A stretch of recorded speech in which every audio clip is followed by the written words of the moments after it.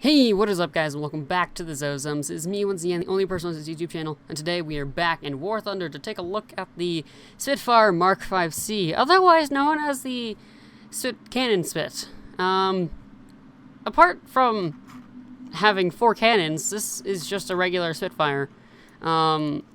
It's literally just a regular Spitfire. It's actually the exact same model as the 5B with 2 more cannons. It doesn't turn as well because those extra cannons do weigh it down. However, these cannons do a lot if you get them on target, even if you have stock belts like me. So, yeah, I can use air targets instead of stock belts. I didn't realize that. Anyways, this aircraft sits at rank 3, battle rating 4.3, and is armed with 4 Hispano Mark II cannons that come with 480 rounds of ammunition. Now, my current Spitfire Mk.Vc, with only the fuselage repair and radiator upgrades for engine, well, actually just speed of the aircraft, gets 554 kilometers per hour in a straight line at a maximum at an altitude of 3,963 meters. The maximum altitude of this aircraft is 10,500 meters, with a turn time of 17.7 seconds and a rate of climb of 14.9 meters a second.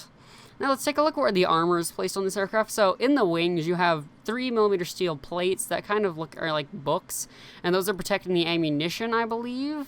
Here, let's take a look. Yes, it is protecting the ammunition. Now, up at the front here, you have a steel 3mm plate just protecting something up here, and then behind the engine you have a 1mm steel plate, and then protecting your pilot from the front you have a 38mm bulletproof glass plate. I cannot speak English anymore. Oh well, I'll just keep trying. Angled like it is around 75mm thick, and yeah, so moving on to the rear end of your pilot, or at least protecting the bottom, the butt of your pilot, is a steel plate of 4mm thickness, a steel plate 4mm of thickness as well, protecting your pilot's back, and another steel 7mm plate protecting your pilot's back. Up at the top here, you have a 6mm steel plate protecting your pilot's head, so he doesn't get freaking brain splattered everywhere in the aircraft.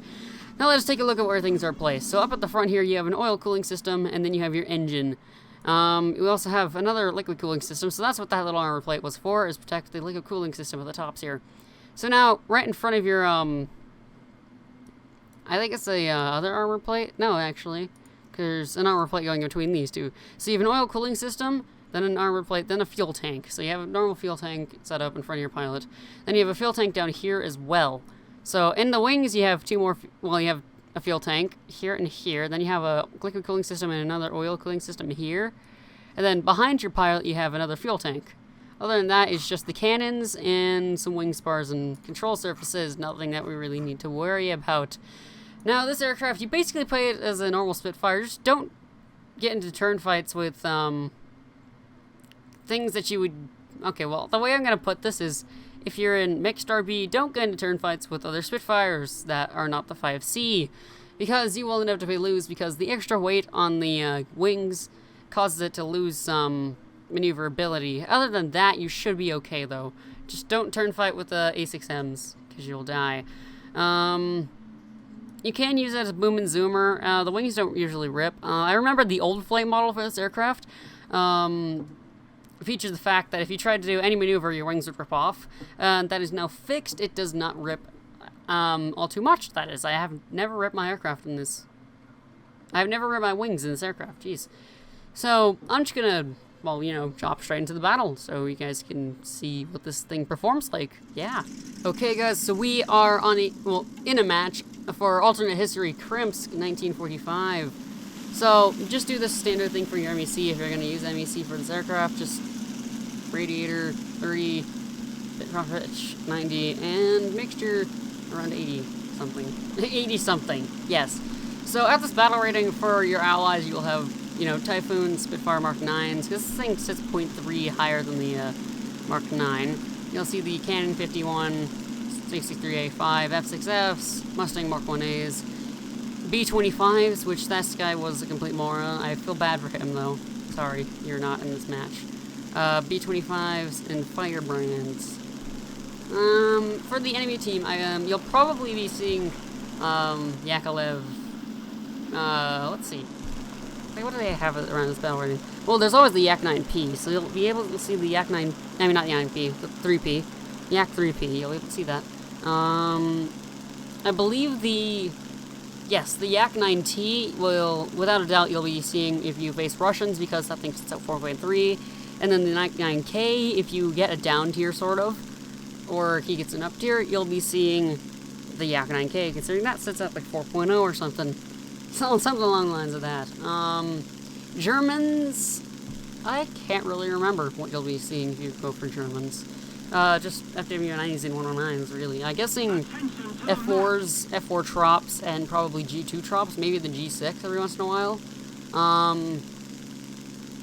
Japanese, you'll be seeing, you know, the standard A6Ms, Key 43.3. Yeah, you'll definitely be able to see the Key 43.3. If you're unlucky, you'll get N1K2, actually N1K1s, not N1K2s. That is really spammed out aircraft, by the way, the N1K1.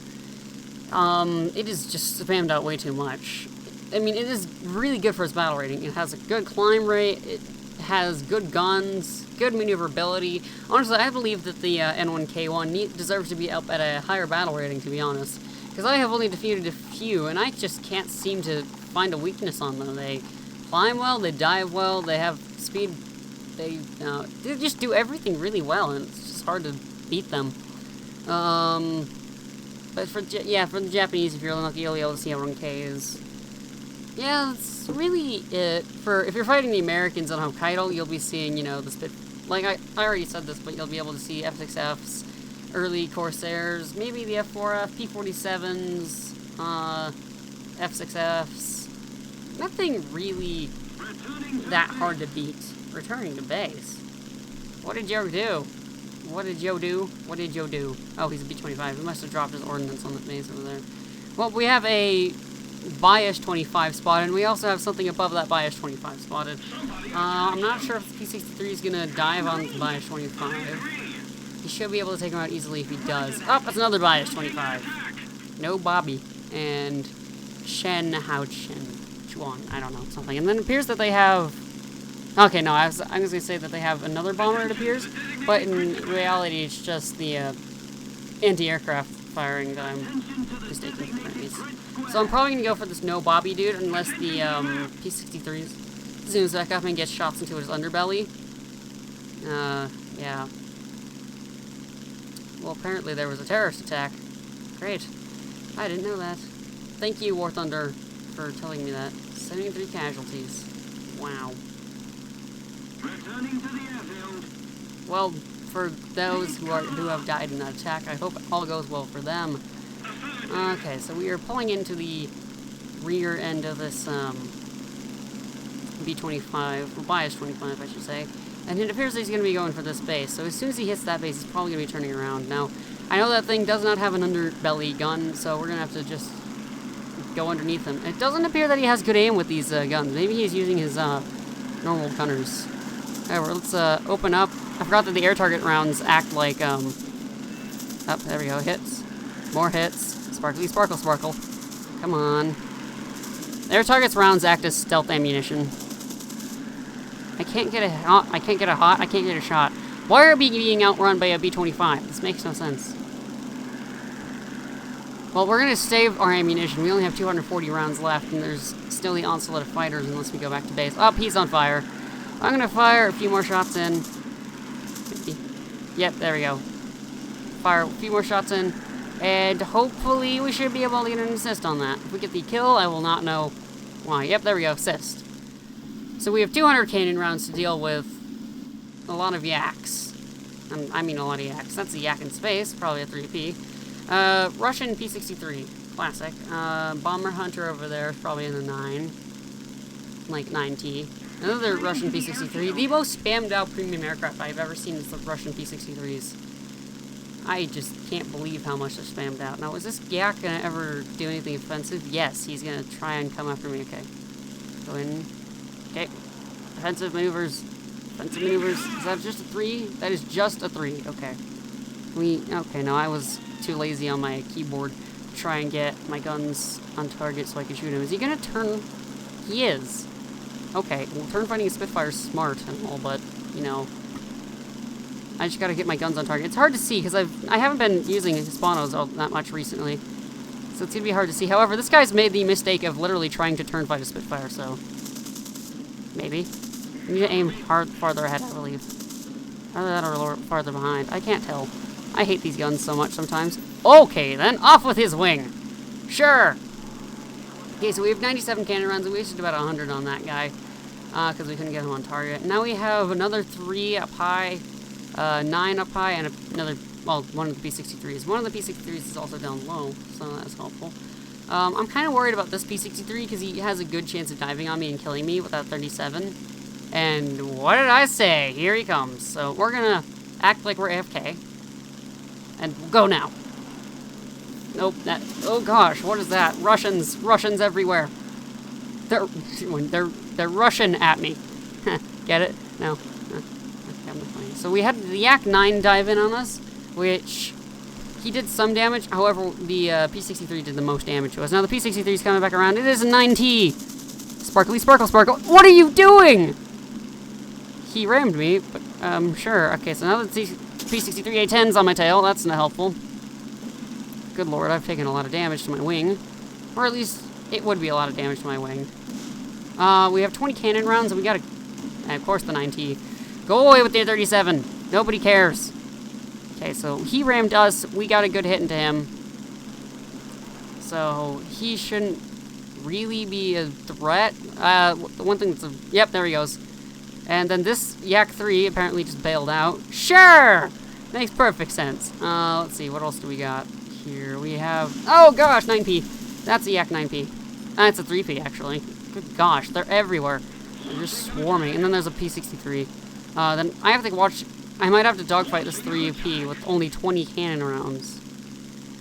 Unless I can get a teammate. Somebody attack him! Cover me! Yeah, he's going away. Yes. So it appears that we won't have to fight him. I'm gonna go back to base because this aircraft does not want to really do anything special at the moment. Go P47! Few hits there on him. Yeah. That P47 might be royally screwed if he doesn't know how to play. Although it does appear that he knows how to play because he is just booming and zooming. So I hope he knows how to play and I hope he lives. That Yak 3P hit my engine and made it quite a nasty color. We also have an oil leak. That was caused by either the P63 or the Yak 9T that was on us. So we have racked up 1 kill and 2 assists. And this aircraft, I mean, when I first got it, I hated it because the maneuverability was lacking. Maneuverability. Jeez, I can't freaking speak English. But the maneuverability was lacking. Also because the style of it I just didn't like because, you know, it's a 5. It is a Spitfire Mk.Vc, so it has the weird chin to it. I'm not really sure what the designers of the Spitfire were thinking when they got the chin. They were like, sure! Makes perfect sense. So, okay, we're almost to the airfield, and I'm going to start dropping speed. And look, the 3P that was on us got destroyed. So now, we're coming in for said landing. I'm going to put out the gear. This thing's gear are also really fragile, as most Spitfire gear are. I don't know. And apparently, yeah, it is Bastille Day as well. Happy Bastille Day to all my French people, except there are no French people watching my videos, but if you have any French, like, descendants or anything, happy Bastille Day to you, and I hope everything goes well in Français, baguette. Okay, so we're on the ground. I'm going to fire off the last of my cannon rounds. These things fire really fast. Actually, 20 cannon rounds and 4 cannons, that's 5 rounds. So that doesn't really surprise me, so... yeah. Come on, break anytime soon, please. Any day now. I've been playing my, what are you... He's 5 kilometers out, you moron! I'm not sure what this guy's trying to achieve by shooting at a target that is 5 kilometers out, when the bullets despawn at 1.5 kilometers out, so... really not sure. I just don't know. Yeah. Okay, this P63 is getting a bit close. I don't like him. Go away. if you strafe us and if you don't die, you are going to be the most horrible person I have. He's coming for us. Come on. Respawn faster. Respawn faster. Haha, sucker. He's on fire. Yeah, go B-25. Even though he may have been firing at a 5 kilometer out guy, he actually did get his guns on target, so he's not that bad. Hold on, I gotta say something. 10 points for being a moron. P63. Wow, frame drop right there. Right, so we're not gonna take off apparently. Oh, because I don't have my prop pitch set at 90. Come on. Okay, make sure somewhere around there. Put up the gears. P-47's coming in. Base has been destroyed, huh? Oh, that's a Peshka 8. Oh, no. So, we're gonna go up into a 17-degree climb. Now, this guy... wow, I'm getting a lot of frame drop for some reason. I don't like that. The Fiza dude, I also just pronounced his name, Fiza, is actually a pretty good player. He is the last person alive on their team, so yeah, hopefully he gets shot down by this P-51 as he shot down the Spitfire that was over there. However, we might be able to make it over there before the P-51 murders him in cold blood. Unless he murders the P-51 in cold blood. Either works. Now, he is coming our way, sort of. He's low on energy, actually, because his dot is moving a lot. Not as fast as the P-51. Sorry, not 61. Okay, what's happening? So P-51 has made a pass at him. P-63 is coming back around, and it appears that they're going to go into a scissors now. Yep, they're going into scissors. Honestly, I'm kind of rooting for Fizy. 50 caliber or equal 20mm Russian default rounds. Yeah, basically. Oh wow, he shot down the P-51. So we do have an experienced player on our hands here, especially with the P-63. Now, I know the P-63 isn't a bad aircraft because I was dogfighting 3 Russians in it the other day. And I actually won, because I had a Yak 9P, a Yak 3P, and I think another Yak 3P on me. And one of the Yak 3Ps sustained too much damage, he run back to his base. The 9P I lit on fire with 37, so it didn't end too well for him. And the 3P was taken out by my friendly F-82, I believe. Either that or I shot him down. So, pulling head on. Trying to get a head on with these guns. And let's just do this. Fight me. P-63, fight me. Come here. We have too much energy. Oh, no, run. There we go. Ah! GG, boys. GG. Air target rounds are best rounds. You just kind of have to get them on target, really. I'm just gonna fly by as pilot. Hey man, you tried your best. Yeah, screw your thing. Yeah, so if you guys enjoyed this video, please leave a like down below. It encourages me to keep making this stuff. And if you're new to the channel, you really like the video, you can subscribe so it'll tell you when all my new videos come out. If you have any questions, comments, or concerns, you can leave those in the comment section down below. And if you dislike the video, there's always that dislike button. I'll see you in the next video, guys. Bye.